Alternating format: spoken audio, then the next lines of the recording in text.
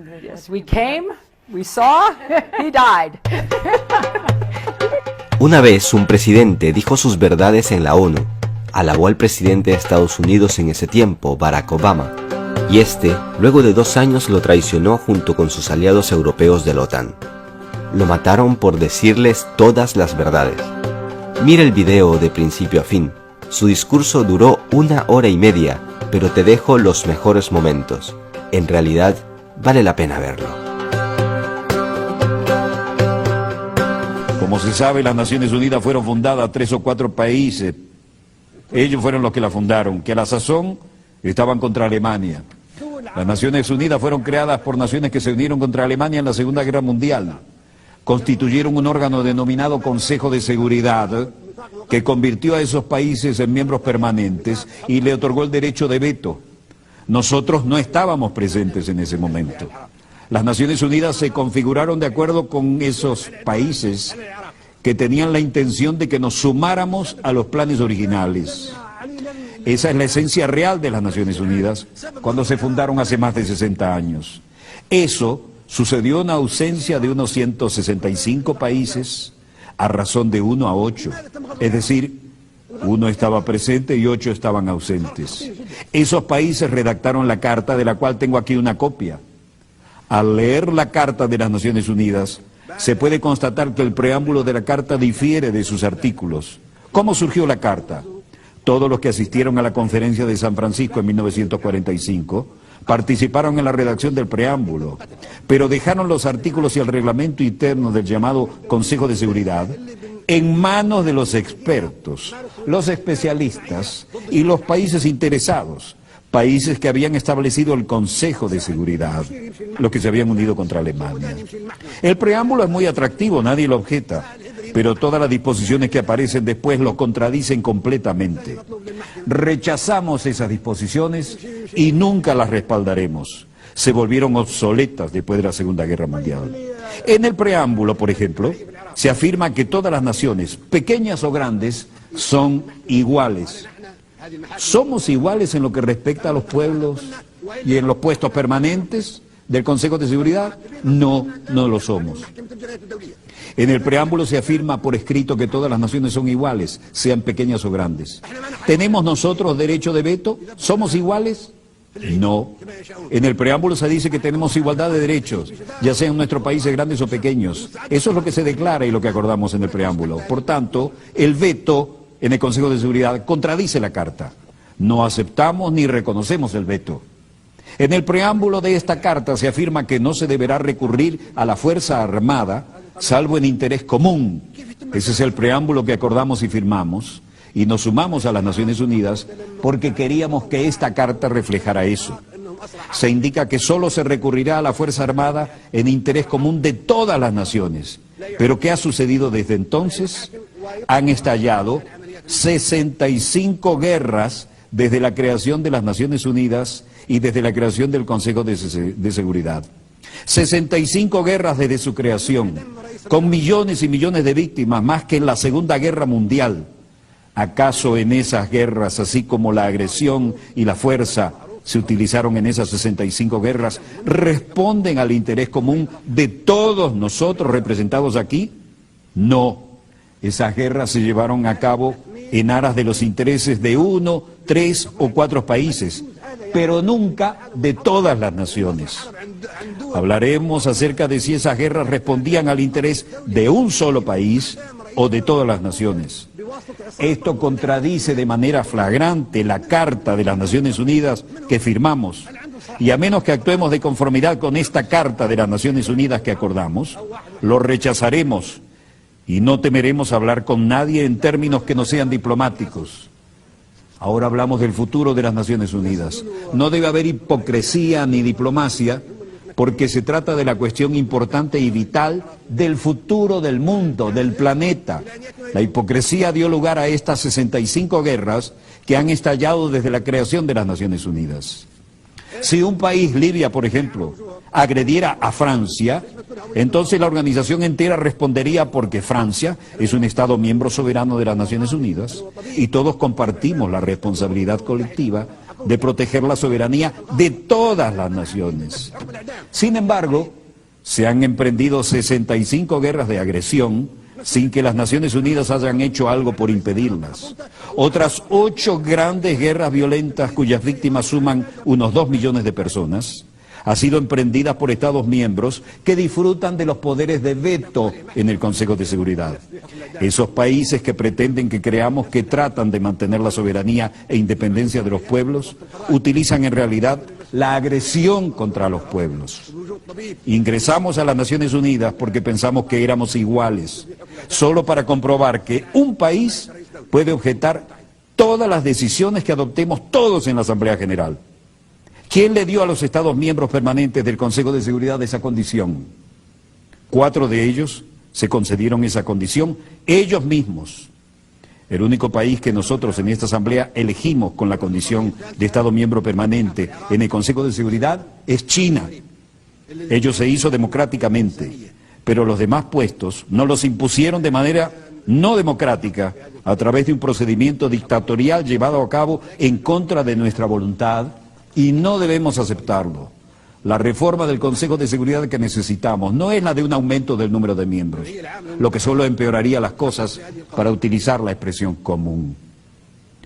Sencillamente perpetuaría la proliferación de la superpotencia. Por consiguiente, rechazamos que se aumente el número de puestos permanentes. La solución no es contar con más puestos permanentes, lo que sería muy peligroso.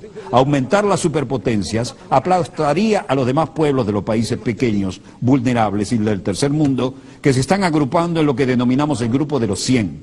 100 países pequeños que se unen en un foro que un miembro ha denominado el Foro de los Países Pequeños.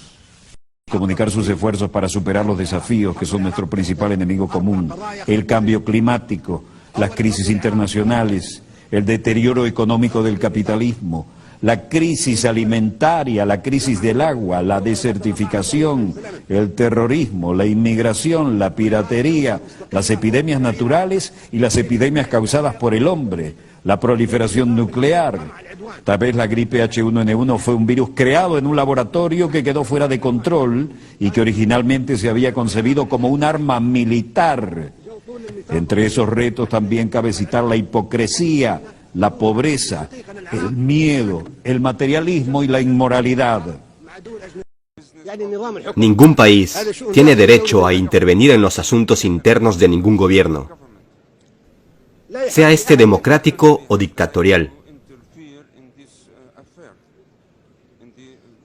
socialista o capitalista, reaccionario o progresista. Esto es responsabilidad de cada sociedad. Es un asunto interno.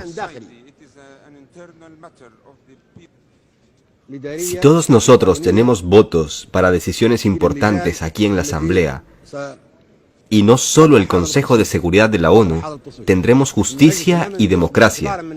Y ya no tendremos un Consejo de Seguridad formado por países que han sido elegidos por tener armas nucleares, economías ricas o tecnologías avanzadas. Eso es terrorismo. No podemos permitir que el Consejo de Seguridad sea dirigido por superpotencias. Eso es terrorismo en sí mismo y por sí solo. Si queremos que el mundo esté unido, sea seguro y pacífico, eso es lo que debemos hacer. Decidir todos aquí en la Asamblea. Si queremos seguir viviendo en un mundo de guerras, ustedes eligen. Seguiremos teniendo conflictos y luchando hasta el día del juicio final.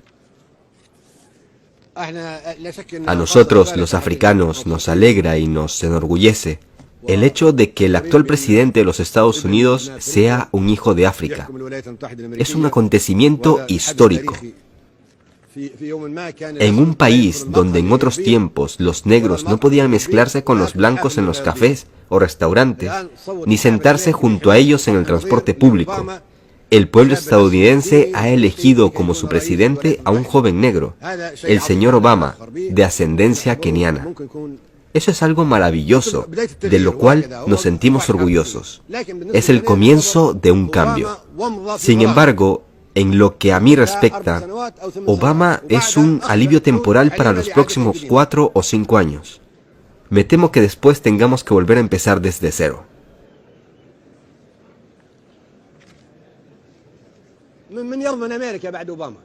Nadie puede asegurar cómo se gobernará a los Estados Unidos después de Obama.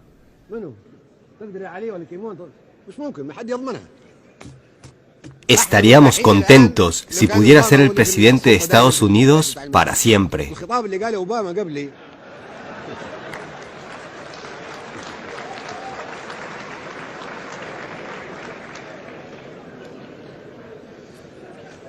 Los presidentes estadounidenses solían amenazarnos con todo tipo de armas. Nos amenazaban con lanzar operaciones como Rolling Thunder, enviada a Vietnam, o como la Tormenta del Desierto, enviada a Irak, o la Operación Mosquetero, enviada a Egipto en 1956, o las rosas envenenadas que Reagan envió a los niños libios. ¿Pueden imaginarse? Sería lógico pensar que los presidentes de un país tan grande, con un puesto permanente en el Consejo de Seguridad y con derecho a veto, nos habría protegido y nos habría enviado la paz. Pero no. ¿Qué recibimos a cambio? ¿Bombas dirigidas por láser transportadas en casas F-1? Este era su enfoque. Nosotros dirigiremos el mundo, les guste o no, y castigaremos a todo el que se oponga a nosotros. El discurso que pronunció nuestro hijo Obama hoy es completamente diferente. Hizo un llamamiento serio a favor del desarme nuclear, lo cual aplaudimos. Dijo también que los Estados Unidos por sí solos no podían resolver los problemas que enfrentamos y que el mundo entero debería unirse con ese fin. Dijo que debemos hacer más de lo que hacemos ahora, que es solamente pronunciar discursos. Estamos de acuerdo y lo celebramos. Dijo que habíamos venido a las Naciones Unidas a achacarnos unos con otros. Y lo cierto es que cuando venimos aquí, deberíamos comunicarnos mutuamente en pie de igualdad. Dijo además que la democracia no debe imponerse desde fuera, pero en realidad hasta hace poco los presidentes estadounidenses decían que se debía imponer la democracia a Irak y a otros países. Pero Obama habló con franqueza cuando dijo que la democracia no puede imponerse desde fuera.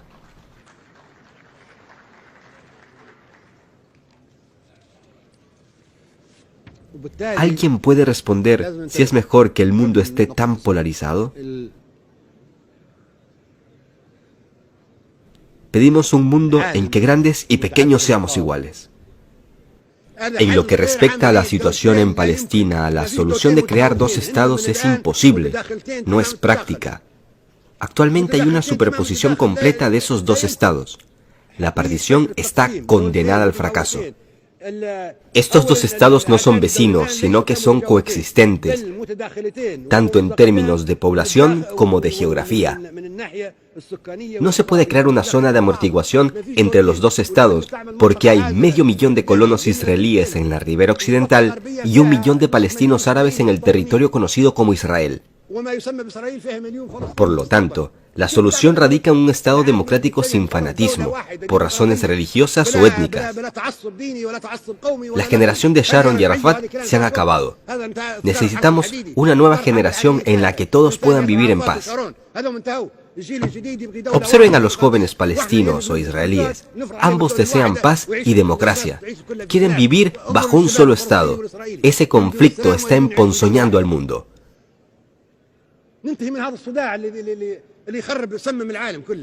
En realidad, la solución se encuentra en el libro blanco que tengo aquí.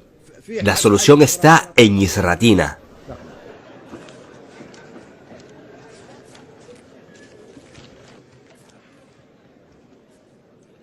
Los árabes no albergan ninguna hostilidad ni animadversión hacia Israel. Somos primos y pertenecemos a la misma raza. Queremos vivir en paz. Los refugiados deberían regresar a sus casas. Son ustedes quienes provocaron el holocausto entre los judíos. Ustedes, y no nosotros, quienes los incineraron. Nosotros les dimos refugio, les dimos amparo durante la época romana, durante el reino árabe de Andalucía, durante el gobierno de Hitler. Son ustedes quienes los envenenaron. Son ustedes quienes los aniquilaron. Nosotros les dimos protección mientras ustedes los expulsaban. Reconozcamos la verdad. No somos hostiles. No somos enemigos de los judíos, y algún día los judíos necesitarán de los árabes. Llegará un momento en que los árabes serán quienes les vuelvan a dar protección para salvarnos como hicimos en el pasado. Son ustedes quienes odian a los judíos, no nosotros. Libia espera que ustedes ayuden a realizar una transición en un mundo plagado de crisis y tensiones. En este mundo debe prevalecer la humanidad, la paz y la tolerancia. Nosotros no acostumbramos a claudicar cuando se trata del destino de la humanidad, de las luchas del tercer mundo y de las 100 naciones pequeñas que deberían vivir siempre en paz.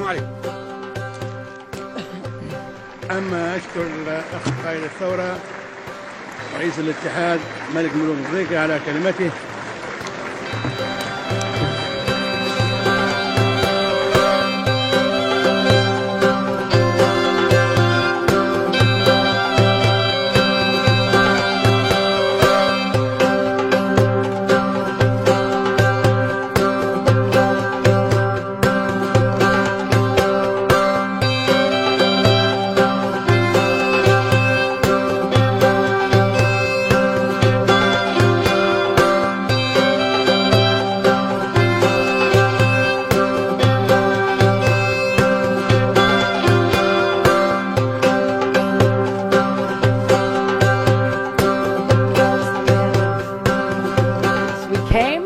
We saw, he died. Did it have anything to do with your visit?